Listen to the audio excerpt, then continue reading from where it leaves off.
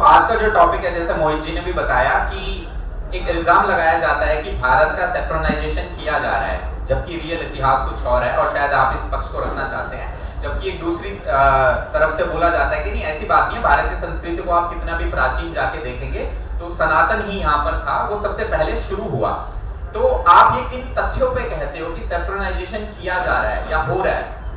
देखिए, पहली बात जो मैं कहना चाहता हूँ, भारत की जो हिस्ट्री है, इतिहास, और सनातन की जो हिस्ट्री है, ये दोनों अलग चीजें। एक धर्म का हिस्ट्री और एक देश का हिस्ट्री दो अलग चीजें होती। और दूसरी बात, जो भारत का हिस्ट्री है वो बहुत ही विभिन्नता भरा हिस्ट्री है। It's a very diverse history. हाँ, हिंदुइज्म जिसको हम जिस तरीके से समझते हैं, हम देखते हैं, अब जैसे ही पुराने काल में जाते हैं, you have Hindus, Buddhist and Jains, and ऐसे भी काल रहा है, जैसे मौर्य पीरियड था जिसमें it was predominantly Buddhist in nature. And even जब हिंदुइज्म का हम बात करते हैं, जिस तरीके से हम हिंदुइज्म को समझते हैं, और जिस तरह से सनातन वर्ड को यूज नहीं करूंगा बिकॉज वो बहुत ही मॉडर्न वर्ड है। हाँ, जिस तरीके से उसे हिंदुइज्म के लिए समझा जाता है, जो हिंदुइज्म का जो हम वर्ड देखते हैं, they were also not one united sect. उसमें इतने वेराइटीज थे, कोई शैव थे, कोई वैष्णवाइट थे, कोई तांत्रिक इसमें बिलीव रखते थे, तो इनमें भी there was not one sense of unity. हाँ, so Indian history has been a mixture. And then जब हम इस्लामिक इनके बात करते, तो तुर्क आए हुए थे जिनको हमने मैंने बोला, उनमें भी ऐसा नहीं था कि वो सब एक ही चीज सोचते थे। जैसे हमारे इंडिया में जो दक्कन के सल्तनत थे वो शिया थे, और जो दिल्ली वाले जो थे वो सुन्नी थे, और इन दोनों के बीच में ऐसा नहीं था कि वो यूनाइटेड रहते थे, उनके बीच भी अपने बहुत मतभेद हुआ करते थे। और फिर जैसे ब्रिटिशर्स को हम जानते हैं, क्रिश्चियंस थे, ऑब्वियसली वो क्रिश्चियंस थे, बट ऐसे भी ये हुआ है कि जो ब्रिटिश कॉलोनीज थी वो पोर्तुगीज कॉलोनी से भी लड़ती थी, दोनों ही क्रिश्चियन थे। तो एक सिर्फ धार्मिक एंगल से या रिलीजन के एंगल से हिस्ट्री को देखना, it creates a false binary of us versus them. बल्कि हिस्ट्री क्या था ना, it was very complicated. And अभी का मेरा प्रॉब्लम क्या है, जिस तरीके से हम इसको अस वर्सेस देम और एक कलर दे रहे हैं, जैसे सिंधु घाटी सभ्यता, दिस वाज वैदिक पीरियड से भी पहले, इसके बारे में हमारे पास इतना कम नॉलेज है। हम कैसे कह सकते हैं कि वो जो वैदिक, जो सिंधु घाटी सभ्यता के थे, वो हिंदू थे, और वो हमारे जैसे हिंदू भगवानों को मानते थे? हमें पता नहीं है इतना कुछ, फिर भी हम कह लेते हैं। और अभी तक ये भी कह रहे हैं कि जो लाल किला है दिल्ली में, जो क्लियरली मुगलों ने बनाया है, कि वो भी किसी हिंदू राजा का था। अब ये भी कह रहे हैं कि जो ताजमहल है, यार ताजमहल को तो छोड़ो यार, उसको भी तुमने जो महल के बना दिया। अच्छा, कुतुब मीनार के बारे में क्या कहोगे फिर आप? कुतुब मीनार क्या था? जैसे Qutub Minar one by one इनको डिकोड करते हैं। कुतुब मीनार का जो स्ट्रक्चर है, you have some previous structure जो किसी हिंदू रूलर ने बनाया था, I agree, and there is archaeological evidence for that. And उसके ऊपर ऑब्वियसली जो दिल्ली सल्तनत थे उन्होंने उसको रेनोवेट कराया। उसमें कोई जो दिल्ली का जो स्तूप है, उसमें भी you find there is Buddhist evidence also, Hindu evidence also, Jain evidence also, it's a mixture. हाँ, बट ये जिस तरह से प्रेजेंट करते कि सब कुछ जो था वो सिर्फ हिंदू और हिंदुत्व के लेंस से था, आई थिंक वो, देखिए, कुछ ऐसा इंडियन हिस्ट्री का भाग है जो हिंदुओं का जो कंट्रीब्यूशन को कॉलोनियल लोगों ने थोड़ा सा उसको भड़काऊ करने का ट्राई किया, मना नहीं कर रहा हूँ, बट उसको करेक्ट करने के लिए जिस हद तक हम जा रहे हैं, इट्स टू एक्सट्रीम। जिस ताजमहल में तेजो महल कहना, I feel that that's a step too far. Course correction कर सकते हो, बट उसका भी एक लेवल होता है। और एक चीज़, अगर आप हिस्ट्री इसी लेंस से देखना चाहते हो कि जो मस्जिद है उनके नीचे मंदिर है, मैं ये भी बात कह रहा हूँ कि उसी मंदिरों के नीचे आपको बुद्धिस्ट स्तूप भी मिलेंगे, इसका भी हिस्ट्री आपको बताना चाहिए, बट ये हमें बताया नहीं जाता। हमें ये बताया जाता है कि जो बुद्धिस्ट थे, हिंदू थे, वो सब हाथ मिला के गाते रहते थे, अच्छे से प्यार से रहते थे, फिर मुसलमानों ने सब कुछ बर्बाद किया। बट वैसा नहीं था, हिंदू और बुद्धिस्ट भी एक दूसरे बहुत सालों तक लड़ रहे थे, और इनके बीच में बहुत मतभेद होते थे, बट ये हिस्ट्री में बताया नहीं जाता। तो यही है, हिस्ट्री को आप कॉम्प्लिकेटेड चीज़ें, उसको सच्चाई इस तरीके में बताइए, पर यही मत बताइए कि मुसलमान आने से पहले India was all perfect. It was not. नहीं, ये चीज तो कभी भी नहीं बोली गई। एंड ओवर टू यू आशीष भाई, काफी सारे पॉइंट लक्ष्य जी ने बोले, आई थिंक आप सबका जवाब देना चाहोगे स्टेप बाय स्टेप। सबको नमस्कार। मैं अभी यहाँ पे जो कुछ भी बोलने जा रहा हूँ, मैं बहुत पहले क्लियर कर दूँ कि मैं हिस्ट्री का स्टूडेंट रहा हूँ, या हिस्ट्री अभी पढ़ाता हूँ, तो मैं जानबूझ के नाम लेना चाहूँगा, मतलब इससे रिलेटेड नहीं है, बट मेरी जितनी भी नॉलेज आती है, that is all because of my teacher, my friend, my brother Prithviraj Kanwar. So he is one of the, क्योंकि आप कंटेंट राइटर करते हो तो आपको नाम लेना जरूरी है, because he is my first primary source. तो मेरा प्राइमरी सोर्स पहला पृथ्वीराज कंवर को देता हूँ, second is Shirish More ji, he is no more. तो अभी जैसे बात आती है कि भारत का इतिहास जो रहा है, क्या वो हिंदुत्ववादी रहा?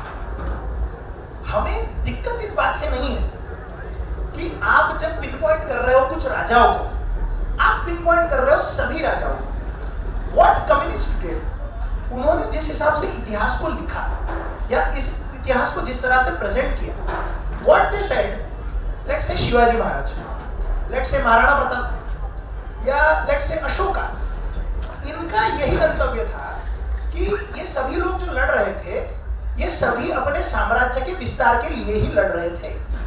Not a single time in history they have mentioned कि इनका कोई हिंदुइज्म से रिलेटेड कोई चीजें थी। Well let's start from Aryan theory. मैं पहले लक्ष्य को आर्यन थ्योरी के बारे में पूछना चाहूंगा, what he thinks Aryan theory and Harappan civilisation. मेरा मत ये है कि जो हड़प्पन सिविलाइजेशन था that is itself a Aryan, those were the Aryans only, they were living in this country। मैं अपने प्रूफ्स रखूंगा, पहले मैं उनकी बात सुनना चाहूंगा। ठीक है लक्ष्य भाई, आप जैसा उन्होंने पूछा Aryan, let's start from Harappan and Aryan because वहीं से हिस्ट्री शुरू होती है, तो वहीं से खींचते हुए आएंगे। ओके, जो जेनेटिकली हम देखते हैं, सो अभी के जो मोहनजोदड़ो हड़प्पा रीजन के जो लोग हैं और आज के जो पाकिस्तान में जो रहने वाले वही ज्योग्राफी के लोग हैं, there is a genetic continuity, no doubt. I do not present any genetic claims कि genetic displacement हुआ या population replacement हुआ, never saying that। What I'm saying is जो Indian subcontinent है उसका Central Asia region से you had a lot of how would I put it, nomadic people coming in and doing some conquering। It is not unique to say Aryans। हम कह सकते हैं जो श्वेतहुन जिन्हें हम कहते हैं, हंस, उन्होंने आए थे। फिर जो शायोनाइट्स थे, किदराइट्स थे, ये आए थे, वो भी हंस के ग्रुप्स थे। कुशन एम्पायर ऑब्वियसली हिस्टोरिकली वो भी We are talking about I'm getting there। हाँ, एंड उसी रूट से you had lot of जैसे द इस्लामिक, जैसे Turkic Mahmud of Ghazni, Mohammad of Ghor, ये लोग आए थे। देखिए जब महमूद ऑफ गाजनी आए और जिसने कॉन्कर किया, Muhammad of Ghor 100 years after him दोनों ने दिल्ली सल्तनत का स्थापना किया, क्या उन्होंने जेनेटिक ये चेंज किया? जेनेटिक डिस्प्लेसमेंट नहीं हुआ था। येट जो भारत का जो कल्चर था after they came, culturally you could see a lot of changes, right? Lot of changes in what way? Lot of changes in our food, in our language। कितने सारे फारसी words जो आज भी हम हिंदी में यूज करते हैं, दोस्त, दुश्मन, इश्क, किताब, ये सब फारसी के रूटेड वर्ड्स हैं। तो कल्चरल शिफ्ट हुआ है, हाँ, और रिलीजियस इफेक्ट्स हुए हैं, बट जेनेटिक रिप्लेसमेंट नहीं हुआ है। सो मेरा ये मानना है, जैसे फॉर एग्जांपल द वैदिक जो पीरियड है, it came after Indus valley. तो इंडस वैली में जो जेनेटिक जो लोग रहते थे वो वही लोग रहते थे, but then you have evidence of some the Central Asia से जो लोग आ रहे हैं, some new group coming in and they did not replace them, they were the ruling class of that region, just like how the Muslims were the ruling class of North India। इन्होंने ऐसे ruling class अपना बनाया, genetics were the same because they were also intermingling with the local populations। and ये लोग जब ruling class अपनाया तो इन्होंने अपना जो culture होता है उसे impose किया। and इसका मैं core example ये बता सकता हूँ कि देखिए जो हमारे gods हैं, शिव, जिसे महादेव कहते हैं, शिव का reference you don't find in the Vedas. Vedas में रुद्र का बात किया गया है, इंद्र का बात किया गया है, जो विष्णु, शिव, ये सब है, ये सब लेटर वैदिक काल के गॉड्स हैं। एंड ये सब चीज में आप नोट करोगे, जो शिव है, शिव का depiction is black in colour. हाँ, और हमारे जितने गॉड्स हैं, कृष्ण, मेरे ख्याल से मैं इस पे आपको टोकना चाहूंगा। पिछली बार भी हम इसी मंच पे जब बात कर रहे थे, आपने खुद बोला था कि वैदिक नॉलेज वगैरह आपने स्क्रिप्चर्स नहीं पढ़े हैं, तो उस पे टिप्पणी करना मेरे ख्याल से हम एक अलग ही दिशा में बह जाएंगे। फिर what I mentioning is that यहाँ पर जब ये सारे वैदिक जो नॉलेज है ना, वो संस्कृत में, देखिए दो चीजें, मल्टीपल, एक वर्ड के मल्टीपल मतलब होते हैं। देखिए आप जो क्लेम बोल रहे हैं, mentioning of word Sanatan in Vedic, not the way it is used right now। it is using that with sense only। सनातन का मतलब होता है, there are two words, one is Sanatan and second is Hindutva, both are different words। Sanatan is a philosophy, Hindutva is a political stance। नहीं, the way Sanatan Dharma जो term is used in today's day and age, that नहीं, it is using in same term। Sanatan means जिसका कोई अंत नहीं, तो वैदिक धर्म का कोई अंत नहीं, जैसे हमारी मान्यता है। अभी जो धर्म का सनातन का हम यूज करते हैं उसकी भी कोई अंत नहीं। आप जब बात कर रहे हो हिंदुत्व की, हम कह रहे हैं कि हिंदुत्व हमारा पॉलिटिकल स्टांस है, सनातन हमारी बेसिक फिलोसॉफी है। हम हिंदुइज्म को रिलीजन भी नहीं मानते, हम उसे एक वे ऑफ लाइफ मानते हैं। लेकिन जस्ट बिकॉज हमारे ऊपर इतने सारे आक्रमण हुए, 712th सेंचुरी में हमें जो हिंदू नाम मिला, उसी को उठा के हम अपने हिंदू नाम को रिप्रेजेंट करते हैं। And just on that fact हम ये कहते हैं कि हिंदुत्व हमारा पॉलिटिकल स्टांस है, लेकिन सनातन हमारा बेसिक कल्चर है। अब सनातन में आप पूछेंगे कौन कौन आएगा? सनातन में बुद्धिज्म भी आएगा, सनातन में जैनिज्म भी आएगा, सनातन में हिंदुइज्म भी आएगा, सनातन में सिखिज्म भी आएगा। व्हाई? बिकॉज इन सबके जो टेनेंट्स है, बेसिक टेनेंट्स सेम है। अब आप कहोगे बुद्धिज्म कहाँ से आएगा? क्योंकि गौतम बुद्ध का सेम कोट है, ऐसो धम्मा सनातन। देखिए फॉर एग्जांपल जो बुद्धिस्ट लोगों का मानना है, जो हम मानने पे नहीं जाते हैं, जैसे अभी इन्होंने कोट बताया स्पेसिफिक, मैं कोट कर रहा हूं, ये कोट कर रहे हैं, तो उस पे आपकी मैं नहीं जाना चाहता।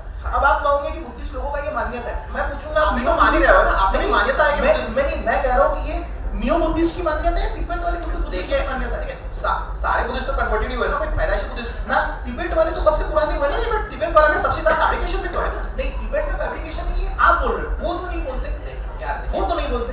बट देखिए द मेन ये मुझे एक बात बताओ, हाँ। 100 साल पहले जो कन्वर्ट हुए वो डिसाइड करेंगे, या 1000 साल पहले कन्वर्ट हुए वो डिसाइड करेंगे? देखिए डिसाइड देखिए पुराना जो रहेगा वो डिसाइड करेगा ना। मैं घर में पहले रहने आया हूँ, तो मुझे घर का चारों चप्पा पता है। जैसे फॉर एग्जांपल आर्य समाज जो है, जो हाँ। रिफॉर्मिस्ट मूवमेंट है, वो तो नए वाले हैं सबसे। जो सबसे पुराने वाले वो तो आदि शंकराचार्य के जो चार शंकराचार्य है ना, वो तो कुछ और कहते हैं। फिर तो हमें भी तो उनकी बात माननी चाहिए यार। ठीक है ना, दैट इज अ डिबेट। हाँ। लेकिन इन सबका बेस सनातन ही है। देखिए, that is what the reality and that is what the speciality of Hinduism and Sanatan. आप डिक्लेयर कर रहे हो कि बुद्धिज्म जैनिज्म में सनातन के अंदर पार्ट्स है। Exactly. बट जैनिज्म और बुद्धिज्म के ऐसे टेक्स्ट पढ़ोगे ना, जो लोगों ने रामायण पे टिप्पणी करी है, कृष्ण जी पे। अच्छा, आप मेरे को एक लॉजिकली एक पॉइंट बताओ। हाँ। गौतम बुद्ध जब आए थे, ठीक, तो वो प्रकट तो नहीं हुए थे, पैदा हुए आपके मेरी तरह पैदा हाँ, हुए हाँ। थे, ठीक है? तो उनके पिता कौन थे, उनकी माता कौन थी, वो किस कल्चर को फॉलो करते थे? Religion is one thing, culture is one thing. आपसे एक सीधा सवाल पूछ रहा हूँ कि मेरी शर्ट का कलर क्या है, आप बोल रहे हो एक सेकंड कि नारंगी लाओ। We were on Harappan civilisation and Aryan हाँ, थ्योरी। बिल्कुल। उसमें पहले आते हैं, पहले उस पे पॉइंट आउट करो। आपके पास स्पेसिफिकली प्रूफ्स क्या है वो मुझे बताओ। ये मान्यता है, उस पे नहीं चलेगा। For as far back we go in history, everything is based on speculation. No not नहीं, स्पेकुलेशन। करंट अभी रिसर्चेस भी हुए हैं, मैं रिसर्चेस लेके बैठा हूँ। मेरी डायरी अगर घूम गई ना, ये हजारों करोड़ों की डायरी है। मैं ये पूरे मेरी जन्म भर की रिसर्च है। आप बस बताओ। See, my आप अपना point रखो, my stance उसमें on रखो। saffronization of history has nothing to do with Aryan migration हुआ था या नहीं हुआ था. It is immaterial. So it is material, no, it is not. For me, it is not. See, my claim was but that does means कि आपने पढ़ा नहीं होगा। it's not about पढ़ा नहीं पढ़ा. जैसे for example, जैसे अगर आप मैं मान भी आप लेते हैं, दोनों से आपको टोक रहा हूँ एक बार, मैं आप दोनों से रिक्वेस्ट करूंगा कि हम इसको थोड़ा सा साइंटिफिक रखेंगे। हाँ, आप जैसा बोल scientific, रहे हो, exactly. इसको अच्छा, scientific रखते हैं ना। आप भी इसको साइंटिफिक रखने की जैसे कोशिश आप- कीजिए। आप कई कह रहे जगह हो सकता है चलो, कि मैं आप बताओ। मैं एक काम करता हूँ। हाँ। जैसे पॉइंट मैंने रखा है, तो मैं कुछ सवाल पूछता हूँ, आप उसके स्पेसिफिक जवाब दीजिए। if it is only relevant to the topic we are discussing, It is relevant to the I topic. don't feel it is so. It is relevant because you are saying कि जैसे आर्यन लोगों को भी आप कह रहे हो कि वो हिंदू लोग नहीं थे, I'm not saying Aryans are not या Hindu, हड़प्पन right? हिंदू लोग नहीं थे। नहीं, what I'm saying is the way we understand Hinduism. Yes. हाँ, जिस तरीके से अभी प्रैक्टिस हो रहा है या पिछले उसी तरीके से उस समय भी हो रहा था। मैं प्रूफ करता हूँ ना, मेरे पास में है, आप बस अच्छा, बताओ मुझे। ये आपने सही पॉइंट उठाया। आप कह रहे हो कि आज के दिन जो सनातन है, जिस हाँ। तरीके से प्रैक्टिस हो रहा है, पहले वैसे नहीं होता था। ये हाँ। आपका पक्ष है, हाँ, हाँ, बिल्कुल obviously। ठीक है, मैं समझ गया। आप कह रहे हो कि पहले वैसे होता था, ठीक है। बिल्कुल तो होता क्या आप पहले ये प्रूव करना चाहोगे अपने प्रूफ के ऐसा साथ नहीं कि होता। ऐसा नहीं होता था? फिर हम आप पे आएंगे कि ऐसा ऐसा- क्यों होता था। मेरे ख्याल से ये तरीका सही रहेगा। हाँ। ठीक है, Proof आप जरूरी है बताइए। ना, कंटेम्परेरी सोर्सेज जरूरी है ना। ठीक है। कोई नहीं, आराम से चर्चा करते I हैं। think no one will need a source for this. A very basic thing. If you go to the early Vedas, वर्ण व्यवस्था was based on profession, right? बिल्कुल। Yeah. Talking about Harappan first. Harappan, मेरा दावा ये है कि हड़प्पन अब देखिए टॉपिक बदल रहे हैं, नहीं, टॉपिक बदल रहे हैं। क्या कह रहे हो? मेरा दावा क्या था? अरे भाई आपने पूछा, मैं मेरा एग्जाम दावा में क्या टॉपिक था? बदल रहे हैं जी, टॉपिक पे खत्म तो करने दीजिए। आप बताइए। आप सब मानते हैं वर्ण व्यवस्था जो था प्रोफेशन बेस्ड था, आप भी मानते हो। हाँ, बिल्कुल। उसके बाद क्या हुआ? बर्थ बेस्ड बना के नहीं, ठीक बना है। था ना। तो हिंदुइज्म बदला था ओवर टाइम, यस और नो? अच्छा, ठीक है। अब मैं इसमें आपसे पूछ, आप एग्री कर रहे हो ना इस बात पे? क्या कह रहे हो? कि वर्ण व्यवस्था जो पहले प्रोफेशन बेस्ड था, फिर वो बर्थ बेस्ड बना और उसके ऊपर से नहीं बदला था। मैं बताता हूँ कैसे। हमेशा के लिए वही था। मैं बताता हूँ, आपने सवाल पूछा, जवाब तो देने दो मेरे अच्छा, मित्र। ठीक है, बताइए। ठीक है, हाँ। देखिए, जब वर्ण व्यवस्था बनी थी, वो आज से मतलब अगर हम सनातन को माने तो हजारों साल पुरानी बात है, बट अगर मैं साइंटिफिक वे में भी जाऊँ तो 2500-3000 साल, 5000 साल पुरानी बात है। ठीक है, हो सकता है मेरे नंबर थोड़े इधर हो क्योंकि मैं एक्सपर्ट नहीं हूँ इस चीज का, मुझे करेक्ट कर देना। बट आप ये देखिए कि ये किन कंडीशंस में बदला। ये पिछले 500 बदला तो था ना, कंडीशंस अलग बदला। दो चीजें हैं। That is the thing, right? दो चीजें हैं। हाँ। 100% नहीं बदला, कुछ लोगों ने उसको बदला। लेकिन अरे आप मुझे एक बात बताइए। बदल नहीं सकता, बट कुछ लोगों ने बदल दिया। एक सेकंड, हाँ। आप एक चीज बताइए। एक कल्चरली एक वे चल रही थी, उसमें से एक घर में एक बात मुझे समझ नहीं आ रहा, ऐसा आप कौन सा रिलीजन है? सारे रिलीजन सारे धर्म में- एग्जैक्टली। लेकिन पॉइंट ये है, मुद्दा ये है कि सेफ्रोनाइजेशन ऑफ हिस्ट्री में सबसे बड़ा जो दाव लगता है कि हम लोग क्लेम करते हैं कि आर्यंस बाहर से नहीं आए थे। यार हम क्लेम कर रहे हैं आर्यंस बाहर से नहीं आए थे, जबकि जो लोग वहां रह रहे हैं, जो आज आपको दिख रहे हैं सेंट्रल एशिया में, यही लोग थे जो वहां गए थे। देखिए, मेरा इसमें एक ही पॉइंट ऑफ कंटेंशन है। आगे रिगार्डलेस ऑफ द टॉपिक, अगर सैफ्रोनाइजेशन हुआ नहीं हुआ, मेरा एक ही पॉइंट ऑफ कंटेंशन है। नहीं, वो टॉपिक तो रहना जरूरी है। Let me engage with him. इस पे हिस्टोरिकली जो नोमैडिक से ये होते हैं, they go they find river plain and वहां सेटल होकर वो सेटल्ड एग्रीकल्चरल बन जाते हैं. It is first pastoralist, nomadic pastoralist to settled. But यहाँ पे आप जो दावा कर रहे हो, यू आर सेइंग जो सेटल्ड सिविलाइजेशंस थे उनको फॉर सम रीजन नोमैडिक होकर वहां जाना पड़ा. Whereas historical pattern has always been people from the steppe region coming and settling and becoming settled civilizations. नहीं तो रिवर्स हो गया. अभी मैं हाँ, बिल्कुल. ओके, तो ठीक है, मैं अभी प्रूफ देता हूँ अपने तरफ से कि why Harappans were the Aryans, right. Vedas की सबसे बेसिक वे ऑफ पद्धति क्या है जिसके तरीके से आप लोग पूजा करते हैं? क्या है? आज यहाँ पे क्या हुआ था? 11,000 लोगों का havan is the common thing present in Vedas. Vedas का कॉमन पार्ट है. हड़प्पन सिविलाइजेशन में फायर अल्टार्स, जहाँ पे havan, fire altars is also Zoroastrian practice. Exactly, तो मैं वही कह रहा हूँ, ज़ोरास्ट्रियन पे भी आता हूँ ना. अच्छा, ज़ोरास्ट्रियन पे भी आता आप हूँ. उनको कंप्लीट करने दीजिए ना, आपको पूरा समय मिला था. ठीक है, मैं आखिरी में करंट फाइंडिंग दूंगा, sudden current finding, right. So the very first thing, सबसे पहले मिला था आपको फायर अल्टार्स, राइट. वैदिक लोगों का सबसे कॉमन प्रैक्टिस क्या होता है? फायर अल्टार्स का. दूसरा, वैदिक लोगों पे सबसे पहले जो आरोप लगाया जाता है कि दे केम विद द चैरियट्स, रथ लेके आए थे. मैं क्लेम नहीं कर रहा हूँ. नहीं, लेकिन ये क्लेम होता है सेफ्रोनाइजेशन ऑफ हिस्ट्री. आप किससे डिबेट कर रहे हो? मुझसे या किसी एक claim?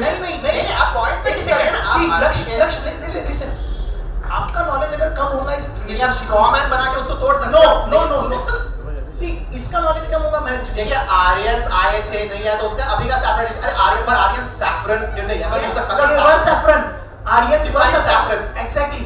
Aryans and Harappans both were Hindus only. आप इस चीज का प्रूफ दोगे अभी? मैं दे रहा हूं ना, ठीक है, मुझे पूरा बोलने तो दो. ठीक है. ठीक है, लक्ष्य भाई आपको भी पूरा मौका दूंगा. The very first thing he is claiming कि आर्यन लोग बाहर से आए थे. मैंने नहीं क्लेम किया ये बात. It is immaterial to saffronisation of history. अभी के जमाने में हो रहा है या नहीं हो रहा है. सैफ्रनाइजेशन नहीं हो रहा है. अच्छा, मैं इसको थोड़ा सा कंक्लूड करता हूँ एक तरीके से. आशीष भाई, आप इस चीज का प्रूफ 2-4 मिनट में दीजिए. Yes. और फिर हम करंट पे आएंगे. Yes. ठीक है. तो सबसे पहला, चलो ठीक है, लक्ष्य तो अभी मेरे लिए बहाना बन चुका है. मैं ये जवाब लेफ्टिस्टों को दे रहा हूँ यहाँ से. ठीक है, देखिए, वो He's just a अपना medium. straw man बना के वहाँ से नहीं, debate he's कर not रहे a straw man. The thing is, you are not literate enough. आगे Literate देखिए, is not आप किसी और से डिबेट करने नहीं, कर सकते हैं. आप नहीं, लिटरेसी का बात कहाँ से आ गई? Exactly, भाई. आप जब हिस्ट्री में बैठ रहे हो तो very point, why I challenge you for the debate? History Why मैंने इसको चैलेंज किस बात पे किया था? सैफ्रनाइजेशन ऑफ हिस्ट्री पे किया था. Exactly, तो मेरा कहना ये था, why are you making videos on history when you are What videos did I make on history? that you are passed out from IIM? हाँ. पहले तो आप you are passed out from IIM. Yes. आपका history में कोई base भी नहीं है. You made मेरा videos- पॉलिटिकल साइड में बेस नहीं है. That doesn't mean I can't speak on history. Exactly. The thing is, reel वालों का बेस उतना ही होता है जितना आप भी तो यूट्यूबर हो. Exact. मैं आप भी तो यूट्यूबर हो. यूपीएससी के बच्चों को हिस्ट्री पढ़ाता हूँ. अरे देखिए, ठीक है. सेकंड थिंग, अभी मेरे मुझे यूपीएससी में आप ये सवाल का ऐसा आंसर लिख के दोगे तो मार्क तो नहीं मिलेंगे आपको. नहीं देंगे ना भाई. तो वो अलग है ना. हमें जो मार्क में लिखना है हम लिख के आएंगे. जो यहाँ ये लिखना है यूपीएससी में वो अलग हिस्ट्री पढ़ाएंगे और आर्ग्यू अलग हिस्ट्री का करेंगे. Listen to me very carefully. ठीक है, अब वो सिस्टम ही आपका है कम्युनिस्टों का, तो हम कम्युनिस्टों का हम ऐसा करते हैं जहाँ से चचा कम्युनिस्टों को भारत पे ढूंढ के मारा है. ठीक है, लेट मी कंप्लीट. हाँ, आप एक बार कंप्लीट कीजिए. सबसे पहला पॉइंट जब सैफ्रोनाइजेशन ऑफ हिस्ट्री में आता है तो मैं चाहता था कि एंशिएंट इंडिया से शुरू हो. Saffronisation of history of ancient India में इनका क्लेम होता है हमेशा से लेफ्टिस्ट लोगों का कि वो बादलों में लेफ्टिस्ट है, मुझे दिख नहीं रहा. लिसन टू मी, मुझे बोलने दो. क्लेम ये होता है कि हड़प्पन पीपल जो है उनके ऊपर आर्यन लोगों ने माइग्रेट करके रूल किया. रूलर क्लास था. ये तो शब्द आपका था ना. भाई आप लेफ्टिस्टों को बता रहे थे ना. मैं आपको बोल रहा हूँ. ये तो देखो आपने बोला था लक्ष्य भाई, ये तो मैं बोलूंगा. आपने नहीं, बोला था. उस टॉपिक पे आएंगे, पर ये आपने बोला था अभी इसी वीडियो में कि वो आए थे and they become the ruler. ये चीज तो हुई थी. आपने बोला था. आप एक बार कंप्लीट कीजिए. तो लक्ष्य भाई का ये कहना था कि Aryans came from outside and they started ruling, right. Now Aryans के कुछ बेसिक टेनेट्स कि आर्यन किस तरह से वर्क करते थे. आर्यन लोगों को वैदिक संस्कृति वाले लोग कहा गया और वो बाहर से आए. इन्होंने रूल किया, हड़प्पन लोगों को पुश डाउन किया साउथ में. ठीक है. अब सबसे पहले यदि हम देखें तो उनका एक कॉमन नॉमेनक्लेचर होता है कि उनके पास में चैरियट्स होते हैं. I said that argument is population replacement, genetic replacement नहीं हुआ था. मैं नहीं कह रहा हूँ कि उन्होंने द्रविडियंस को साउथ में पुश किया और द्रविडियन बन के कोई टर्म था, because Dravidian term itself comes from Sanskrit. I never used that term also. I said कि population replacement categorically नहीं हुआ था. There is genetic continuity between today's Pakistanis living in Sindhu घाटी सभ्यता and उस जमाने के जो genetic skeletons में मिले, genetic continuity है. मना नहीं कर रहा हूँ. स्केलेटन का कोई प्रूफ है आपके पास? स्केलेटन का कोई प्रूफ है? कहाँ पे हड़प्पन सिविलाइजेशन के स्केलेटन में से कहाँ से आपको एक भी डीएनए मिला है, ये बता दीजिए मुझे. एक भी डीएनए अगर मिला होगा तो मुझे बता दीजिए। Are you denying that there has been genetic continuation? आप तो अपने पॉइंट के अगेंस्ट आर्ग्यू कर रहे There is हैं। genetic continuation। तो मैं भी तो वही कर रहा हूँ। जेनेटिक कंटिन्यूएशन मैं तो वही कर- नहीं, अब मैं भी तो वही कह रहा हूँ भाई। लेकिन किसमें है जो लोग यहाँ पे ऑलरेडी रहते थे, ठीक है, आर्यंस के और उनके जेनेटिक्स में कोई फर्क नहीं है। आप जिन्हें श्वेत वर्ण कह रहे हो ना, श्वेत वर्ण जो कह रहे हो वही श्वेत वर्ण हड़प्पन्स में भी रहा करते थे, ये मेरा कहना है।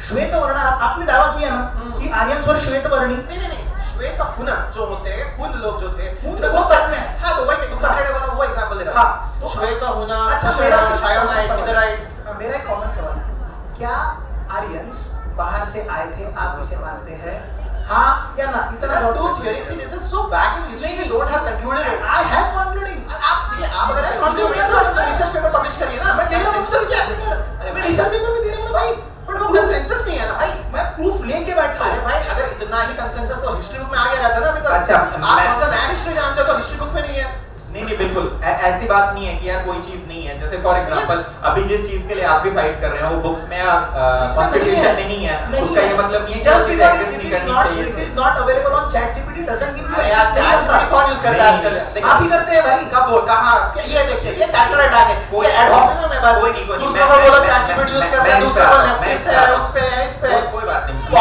पॉइंट पे आओ ना, मैं इस सैफरनाइजेशन चीज से पे कहता ChatGPT में आ हूँ, जाते हो। देखो लक्ष्य जी आप इस हिस्ट्री में आप एक्सपर्ट नहीं है ना वो है। नहीं ठीक है।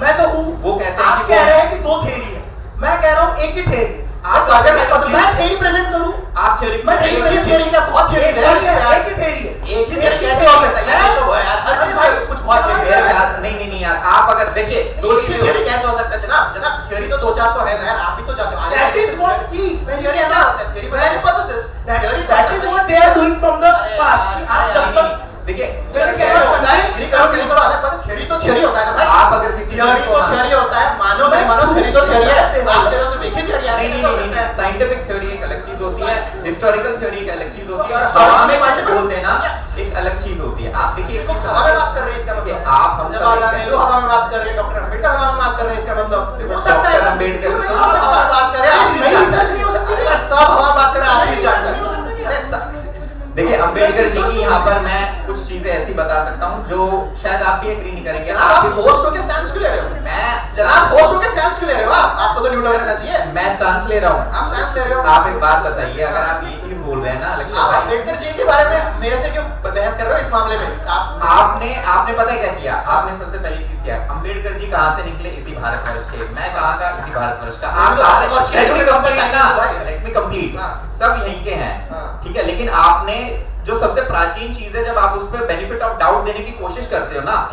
तो एज ए होस्ट से पहले मैं एक भारतीय भी हूं, तो उस चीज पे मैं आपको एक बेसिक चीज बता रहा था कि ऐसी बात नहीं है। पहले मैंने आपसे पूछा, आप बोल रहे हो कि मैं बीइंग बायस्ड, ये एक गलत चीज है। क्यों? मैं आपको बताता हूं। मैंने पहले बोलने का मौका आपको दिया, फिर मैंने आपको बीच में 3 बार रोका, उसके बाद मैंने पहले आपसे पूछा कि आप अगर हिस्ट्री में आपकी एक्सपर्टीज है तो आप बताइए, अगर नहीं है तो कोई नहीं, एक बार 2 मिनट के लिए उनको सुनते हैं और फिर इस टॉपिक पे आते हैं करंट टाइम पे जिस पे आप डिस्कशन करना चाह रहे हैं। लेकिन जैसे वो बताने लगे आप उसमें बीच में आ गए। But anyways it's my job, anyways Lakshya भाई, anyways it's my job to accommodate it. Ashish भाई आप 2 से 3 मिनट में अगर आपके लिए पॉसिबल हो तो आप एक बार अपनी थ्योरी बताइए, ठीक है? उसके बाद हम करंट टाइम पे आके डिस्कशन करेंगे। Agree with this? मेरी मान्यता ये है कि हड़प्पन्स और द वैदिक सनातनीज ओनली, ठीक है, वो हिंदू सभ्यता का ही पार्ट था। उसके पॉइंट्स मैं आपको बता रहा हूँ। The very first thing is कि आर्यन लोग माइग्रेट करके आए थे, ये पहला दावा लगता है। तो सिनोलिका करंट अभी सिनोलिका जो रिसर्च है वो आपके हिस्ट्री बुक्स में नहीं है, आर एस शर्मा में कहीं नहीं है, लेकिन वो हुआ नहीं, ऐसा तो नहीं है ना। सिनोलिका रिसर्च हो चुका है, वहां पे चैरियट्स मिल चुके हैं, और वो हड़प्पन सिविलाइजेशन का ही रिसर्च था। Migrated from where? हाँ, They migrated from where? nowhere। देखिए ऑडियंस से सर हम सवाल थोड़ी देर बाद Listen, करेंगे, listen, प्लीज मैं आपसे बात नहीं कर रहा, एक sir second। Sir audience interaction बाद में करेंगे सर, Okay, प्लीज। okay. अंत में बिल्कुल होगा, आप आराम से एक कुर्सी ग्रहण करें, है ना? आप आदरणीय हमसे बड़े हैं, आप प्लीज कंटिन्यू कीजिए। मैं ये कह रहा हूँ, मेरा ये कहना है, एक सेकंड प्लीज जरूरी थोड़ा ना कि ऑडियंस आपसे ज्यादा जानती हो, ऐसा भी तो हो सकता है। हमारे समाज ये बिना पढ़े बात नहीं करते। सर अरे सुनो भाई, आप डिबेट कर रहे थे अरे तो भैया अरे सर ये कैसी बात हुई? एक तरीका होता है, एक डेकोरम होता है ना, बिल्कुल होता है। सुनोगे ना हम हमें आखिर में आप बैठ जाना कुर्सी पे, मैं आपके साथ डिबेट करूंगा, ठीक है? लेकिन मैं फिलहाल उससे कर रहा हूँ, ठीक है। मैं फिलहाल उससे कर अंत रहा में हूँ। 15 मिनट आपको मिलेंगे। आप इतने बैठ के अपने नोट्स बनाइए और आपका पॉइंट नोट्स तैयार है। बिल्कुल 15 मिनट आपको पता मिलेंगे। हम बैठ के डिस्कशन करेंगे, ठीक है? This is not a decorum, ये डिसिप्लिन भी नहीं होता है तो भैया डिकोरम तो आपने सर, ये डिसिप्लिन नहीं होता है, ये डिसिप्लिन नहीं भाई है। छोड़ दीजिए, एंगेज करना छोड़िए, आप अपना टॉपिक ऑफ हाइपर डिस्कशन मत स्टार्ट हो। करिए। हाइपर का मतलब है आपको लग रहा है गलत, मैं गलत बोल रहा हूँ। हाइपर होने का मतलब है आप इधर कीजिए, आप डिस्कशन कीजिए। सो भाई ऑडियंस के लिए आप नरेट कर रहे हैं, सर, आप अपनी किसी से बात करते रहेंगे, मैं बीच में आके बोलूंगा, अच्छा लगेगा आपको? सबके लिए बोल रहे हैं। मैं नहीं, मैं सबके लिए बोल रहा हूँ सर। आप बीच में बात क्यों कर रहे हैं? आप बीच में बात क्यों कर रहे हैं? उनके लिए बोल रहे हैं, उनके लिए नहीं बोल रहे हैं अकेले। तो आप बीच में से उनके बोलेंगे, मुझे पॉइंट तो रखने दीजिए। आप अभी बोलो कि हम चले जाएं। सर यहाँ पर पता है आपको क्या, It is a आप concept. अगर आप डिबेट कर रहे हैं, it is for all. Sir debate it is for all का क्या मतलब है? लेट मी कंप्लीट। ओके सर, आप मेरे से बड़े हैं, आप मेरे दादाजी की उम्र के हैं। आप बनकर उच्चारण कर रहे हैं तो सबके लिए कर रहे हैं, एक के लिए नहीं। आप मुझे एक बात बताइए, डिबेट फॉर ऑल में यहाँ पर 200 लोग बैठे हैं, मैं सबको माइक दे दूं, इज इट पॉसिबल? माइक नहीं है। इट इज नॉट पॉसिबल ना। बट क्वेरी तो पूछ सकते हैं। Let us continue it, let us continue it. Anyways last में तो हम भूल जाएंगे। ऐसा नहीं है, we are not fighting. No. देखिए चर्चा के अंत में प्रश्नोत्तरी होगी। देखिए प्लीज, चर्चा के अंत में प्रश्नोत्तरी होगी। देखिए कल एवोल्यूशन को लेकर सत्र था, हम लोगों ने सबसे अधिक सवाल लिए हैं। ये आरोप मत लगाइए, हम लोगों ने सबसे अधिक सवाल लिए हैं। चर्चा अच्छे से चलने दीजिए। ये शास्त्रार्थ हो रहा है इतने वर्षों के बाद, और जिन मेहमान को बुलाया गया है उनके समक्ष थोड़ा अनुशासित रहे। आप लोगों से हाथ जोड़ के विनती है, ठीक? आज समाज में लड़के पहली बार बोल रहे हैं। जी कार्तिक, मैं उप संयोजक हूँ, ये मेरी जिम्मेदारी है। बहुत बहुत धन्यवाद। आगे कहिए जी, आप कंटिन्यू कीजिए। मेरा पीओवी ही ये है कि आर्यंस माइग्रेटेड नहीं थे, आर्यंस माइग्रेटेड नहीं थे। मैं यही पीओवी रख रहा हूं सर, कि सिनौली में जो हड़प्पन सिविलाइजेशन में आपको रथ मिले हैं, वो रथ आर्यंस के होते थे। इनका ये दावा, इनका यानी कि दावा होता है आर्यंस माइग्रेटेड नहीं थे। दूसरी चीज, जो फायर अल्टार्स आपको हड़प्पन सिविलाइजेशन में मिले हैं, दावा ये किया जाता है कि वो कचरा जलाने के लिए तो इस्तेमाल किया जा सकता था, लेकिन वो घर के सेंटर में होता है, जहां पे आज भी जिस तरह से हम लोग हवन करते हैं। मैं ये कह रहा हूं कि Harappan were the Hindus only. Third thing, सबसे ज्यादा ऋग्वेदा में जिस नदी का उल्लेख आता है वो सरस्वती नदी का आता है।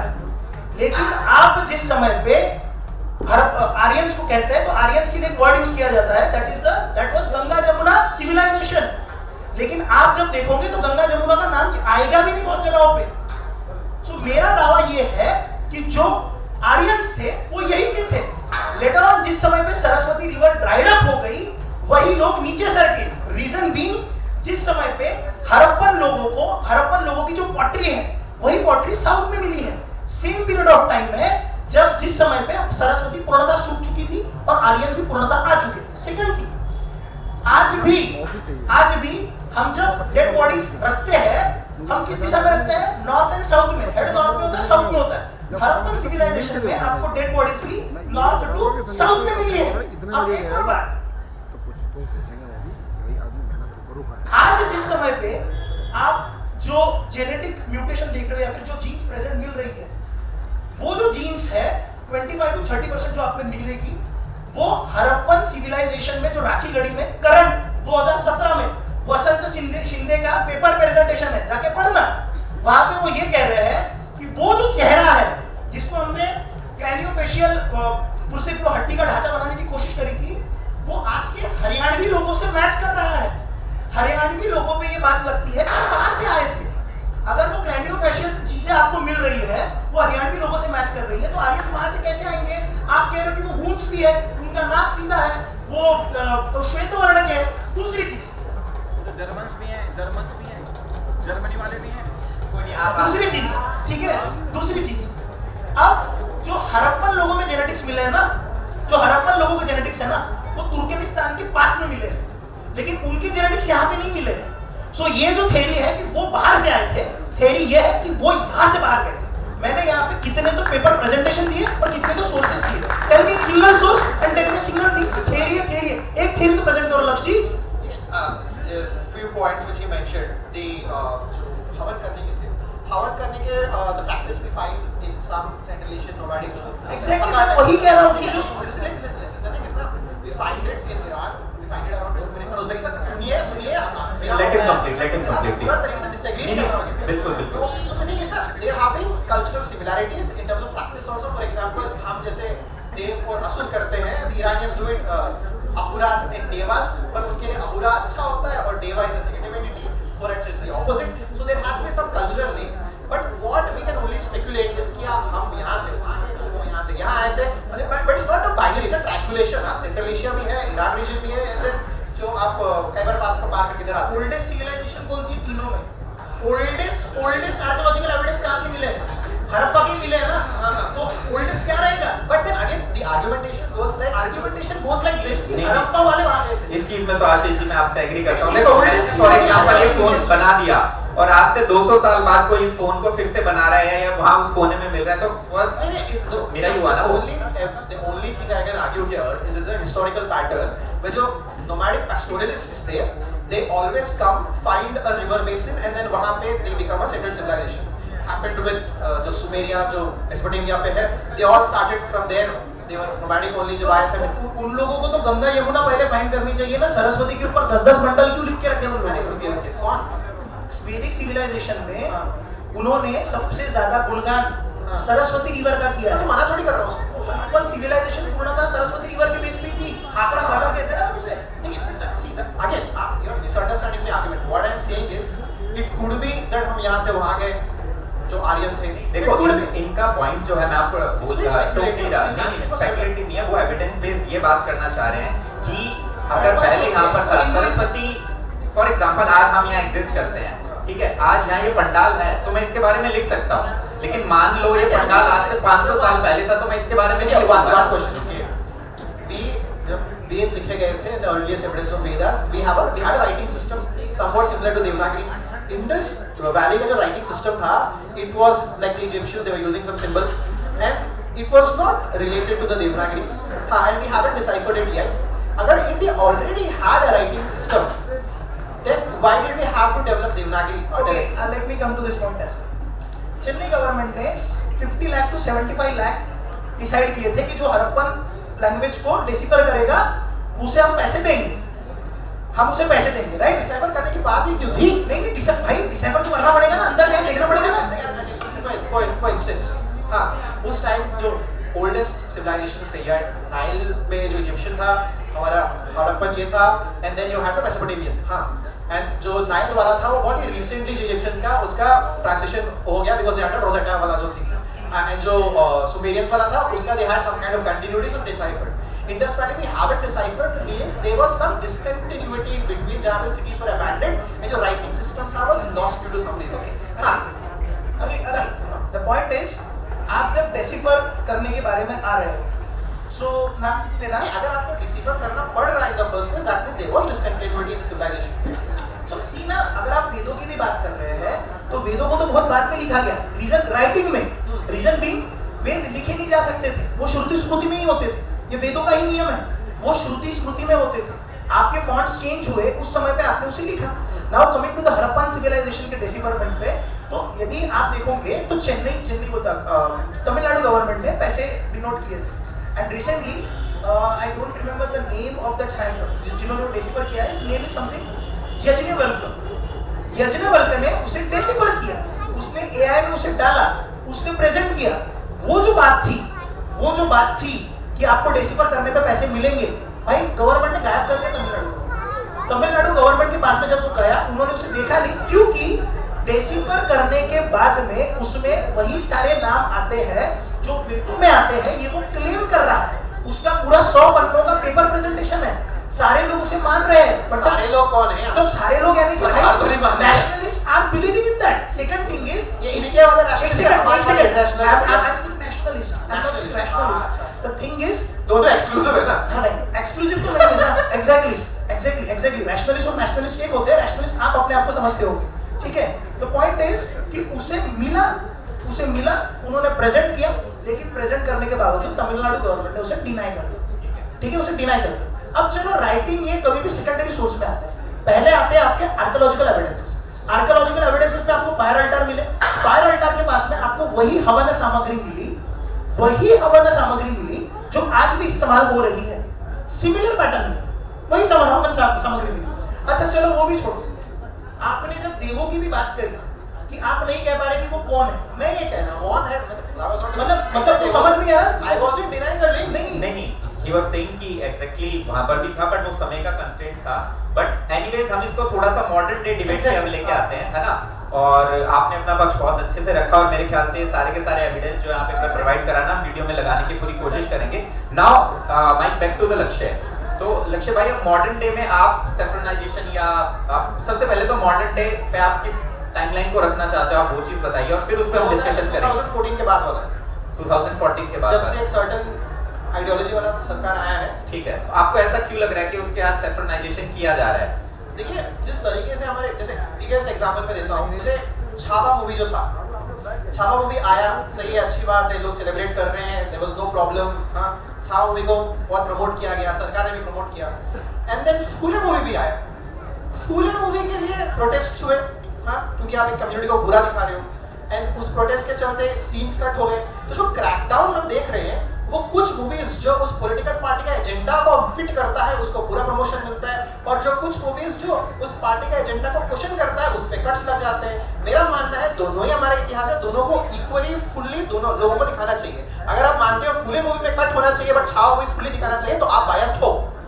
ठीक है, तो फूले मूवी में प्रॉब्लमेटिक क्या था? प्रॉब्लमेटिक जो था वो तो काटा गया। क्यों काटा? क्या मैं बता रहा हूँ ना प्रॉब्लमेटिक क्या था। ठीक है, फूले मूवी के वक्त में क्लेम ये किया जाता है कि सारे ब्राह्मणों ने मिलके महात्मा फुले का शोषण किया, या फिर उस समय पे वो शोषण हुआ था, राइट। दूसरी चीज, अब महात्मा फुले को जिन्होंने स्कूल दी थी, स्कूल के ओनर का नाम क्या था, जो जिनका वाड़ा था उनका नाम क्या था? No idea, but that's not the point. Exactly, that's the point. No, that's the point. It was Joshiwada ब्राह्मण, ठीक है। There was अम्बेडकर का नाम ही तो ब्राह्मणों ने दिया था।